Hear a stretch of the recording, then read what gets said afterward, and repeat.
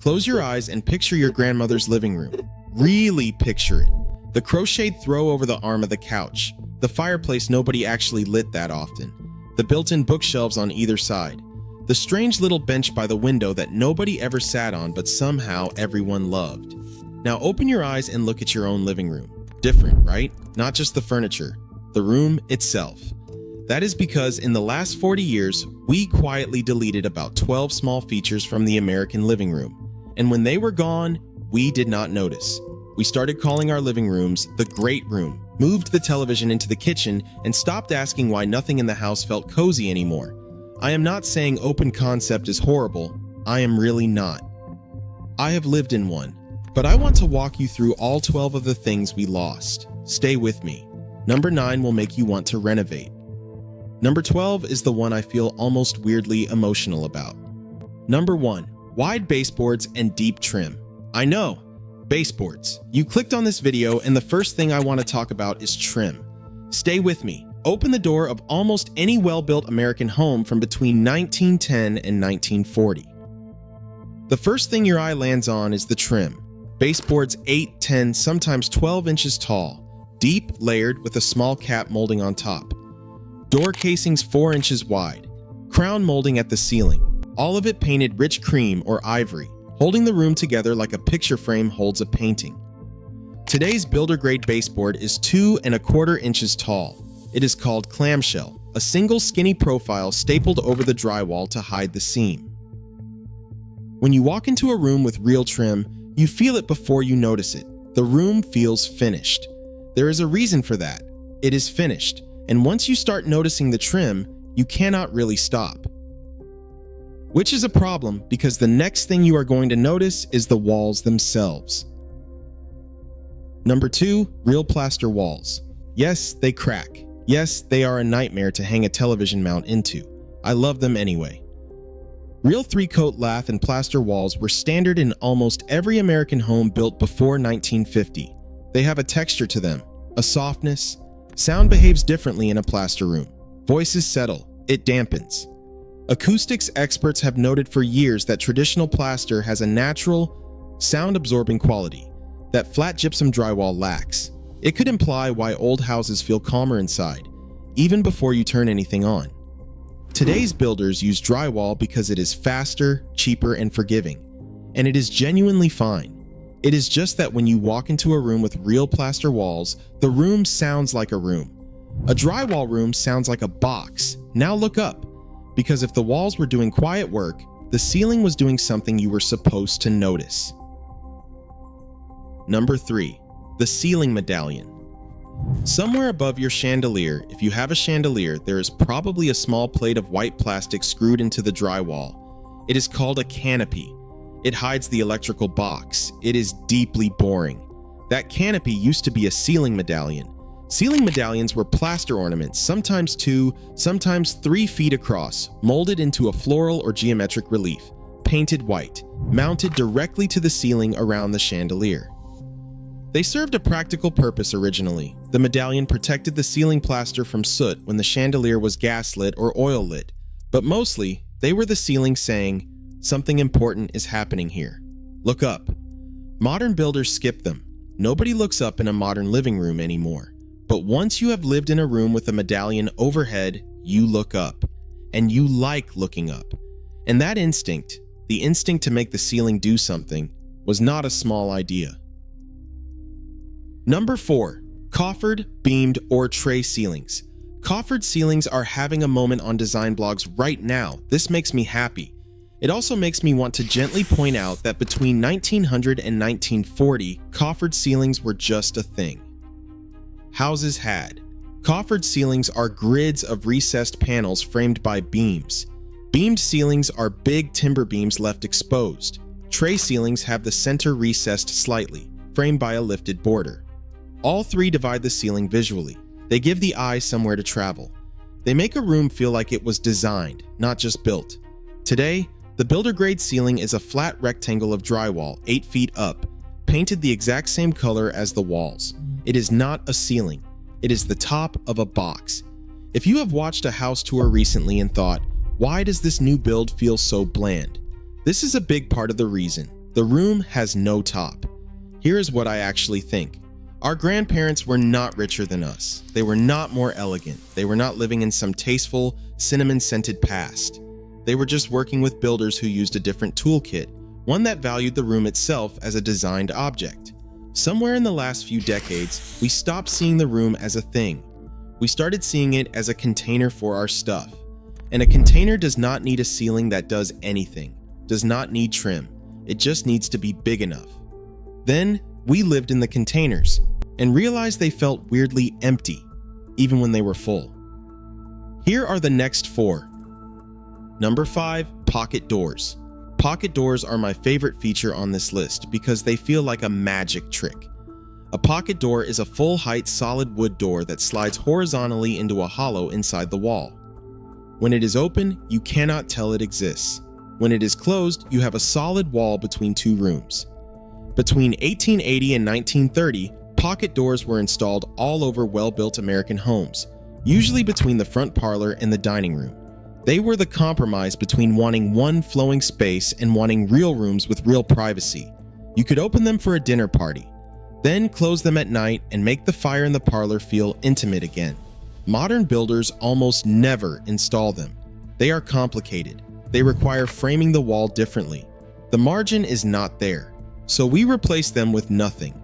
We just left the doorway open, which sometimes worked, but sometimes you actually wanted a real door, one that let light through but signaled that a room ended here.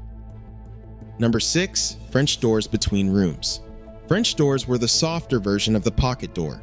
2 hinge doors, glazed with multiple small panes of glass, opening into a room. The point was that they let you close a room off without cutting it off.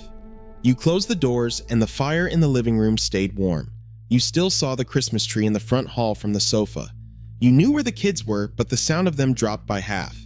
French doors represent an idea our grandparents took for granted. Rooms should be separable, not walled off entirely, not fused into one giant space. Separable, openable. That is what open concept eliminated. But there is a reason every open concept homeowner I know has quietly been asking their contractor to install French doors between the great room and the kitchen. The house wants to be 2 rooms again. Tell me in the comments, have you seen anyone in your life adding walls back? Because this next feature is what people are actually missing without realizing it. Number 7, the formal foyer. This one will feel controversial. For about 30 years, the industry sold walks right into the living space as a feature. Here is what a foyer actually did. It was a small room where you stopped for a second between outside and inside. You took off your coat, you put your keys down, you transitioned. In old American homes, the foyer led to the living room through a doorway. There was a pause. The living room did not begin the second you opened the front door. For most new builds, it does. You open the front door and you are standing on the living room rug. Nowhere to put your keys down that is not visible from the couch. The foyer was about ceremony in a small way. Not because you were formal, but because you were saying, something changes when you come in. We remove that, and most of us miss it without knowing why. Which brings me to the next detail. The one that used to signal that this was a room somebody had thought about. Number 8, wainscoting and picture rails. Wainscoting is the wood paneling that covers the lower third or lower half of a wall. Flat panel, raised panel, beadboard, board, and batten. The wall had a wooden lower portion capped with a small molding called a chair rail, and above that, either wallpaper or paint. There were 2 reasons for it. The practical one, chair backs and mop water hit the lower part of walls and mess them up. And the design one, a wall with wainscoting is doing something. It has proportion. It has a horizontal line running around the room at chair height, which grounds every piece of furniture placed against it. And above wainscoting, well-built homes had one more small trick. Picture rails. A narrow strip of molding running around the room about a foot below the ceiling from which paintings could be hung on wire. You never had to put a nail in the wall. Together, they divided the wall into 3 horizontal zones. Every zone did something. Today's walls are one flat plane holding nothing. Number 9, built-in bookcases flanking the fireplace. This is the one I said was going to make you want to renovate. And I meant it. Almost every well-built American home from 1900 to 1950 had a fireplace on one main wall, and flanking it on either side, built-in bookcases. Sometimes floor to ceiling, sometimes to the level of the mantle, always built into the wall. Nobody I know actually reads paper books anymore. Also, everyone I know secretly wants a wall of built-in bookcases. I think a wall of built-ins says the person who lived here had a mind, had a life, had things they cared about out where guests could see. You cannot get that with a bookshelf pushed against the wall. I have tried. We have all tried. Modern builders skip them because they are custom carpentry. Weeks of skilled labor. No margin. But every design pin online right now, built-in bookcases, the number one thing homeowners are adding back. Now here's the next one. And it is the one that, if your grandmother's house had it, you have not forgotten it. Not even once. Number 10. The bay window with a real window seat. Confession. I have never actually sat in a window seat for more than 20 minutes. I still want one desperately. A bay window projects outward from the wall of a room, forming a small alcove inside. In well-built American homes between 1890 and 1940, that alcove almost always had a built-in window seat, a wooden bench with storage underneath, cushioned on top. You did not spend hours there. You spent moments. You sat there when it was raining. You read to a child there. You had a cup of coffee there when the light came in a certain way. It was not efficient use of square footage. It was a moment of specificity in the room. That is exactly why builders stopped including them. They cost more. From a spreadsheet perspective, they are silly. Now let me ask you something. When was the last time you sat in a living room with a fire going? Not a television, a fire. That is the next feature, and it has quietly become optional. Number 11. The working fireplace with a mantle. Here is a fun statistic. According to the National Association of Home Builders, only 41% of new American homes had a fireplace in 2018. The lowest number ever recorded. 41%. The living room fireplace was what the whole room was oriented around. The couch faced it. The chairs flanked it. Above it, a mantle held the clock, the family photos, the Christmas stockings when it was Christmas. The fireplace did not just heat the room. It gave the room a center. And on the evenings when it got lit, cold nights, holidays, the first time company came over, it made the room feel occupied. Today's builder replaces it with a wall-mounted television. But the television does not warm the room, does not glow the same way when the power goes out.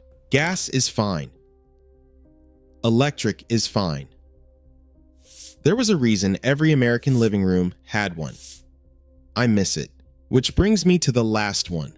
The one I feel almost weirdly emotional about, because it was not a feature, it was a whole idea. Number 12. The formal parlor, a whole room designed for conversation. Okay, this is the one. In almost every well-built American home from the 1800s through the mid-20th century, there were two living rooms. One was the family room, toward the back where the family spent evenings, where the children played, where the television lived. The other was toward the front, the parlor. It had the best furniture, the fireplace, the built-in bookcases. And one rule, this room is for talking. Nobody watched television in the parlor. Nobody ate in the parlor. Nobody put their feet up. It was for guests, for holidays, for evenings when the family sat together without anything else going on.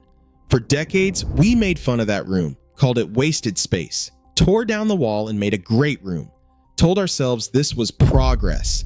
I am not sure it was, because a room designed only for conversation, where you could not open your laptop or scroll on your phone without feeling weird, almost no American house has that anymore. When everyone I know is now paying to add walls back and install French doors, they are trying to build back that room. They just do not know it. We tore down the parlor and did not replace it. That is the one I miss the most. Here is where I land. We are not going backwards. Nobody is asking you to install lath and plaster. These 12 features were not decorations. They were how the room did its job. The job was to feel like something, to have parts your eye could rest on, places to be alone and places to sit together. We can put them back. Slowly, in pieces, even one changes a room. That is what all the design content we are seeing right now is really about.